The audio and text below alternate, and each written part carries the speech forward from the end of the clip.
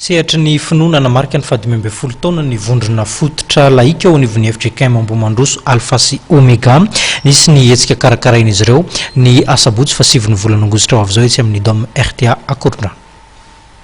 Ny Christian Music Festival izay karakarain'ny fiangonana Ambomandroso Alpha sy Omega amin'ny alalan'ny vondrona fototra laika dia ny Marseille Makalaza ny 15 taonany dia mikarakara izany Christian Music Festival izany amin'ny dôme Akorondrano amin'ny sabotsy fa 7 volana aogositra ho avy izao. Io hetsika io dia hetsika manokana satria mbola vitsy ary izay no misatatra azy amin'izany alalan'ny fitoriana filazantsara amin'ny alalan'ny hiran'ny tanàn-dehibe dia novoriana amina sehatra anankiray zany eo amin'ny artista manao hira hira tanàn-dehibe zany na azotsika lazaina hoe reny hip-hop ny raga sy ny sisy reny izay hira feno tanora mahazatra dia amin'io fotoana io no atambatra amin'ny sehatra anankiray izy ireo mba ahafahany rehetra zany indrindra ny tanora izay kendrena hoe andray ny filazantsara amin'ny alalan'izany hira na tanàn-dehibe izany. Misy 12 ao ny artista izay ho avy amin'izany ao ny Festan, Ndoasa, ny Sonara, Undergod Vision, ny Alto, Team Waker, Certified in Jesus, NYC Free Steps, God's Nation Gospel, Messenger in Christ natadio,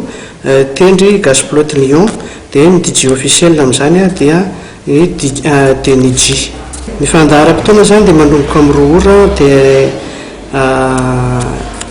avy hatrany dia ireo artiste ireo mifandimby andray anjara izay asa fitoriana ara-pilazantsara izay atao izay. Manentana antsika rehetra izay manohana ny asan'ny fiangonana tahaka izao indrindra ny asan'ny vondrona fototra laika satria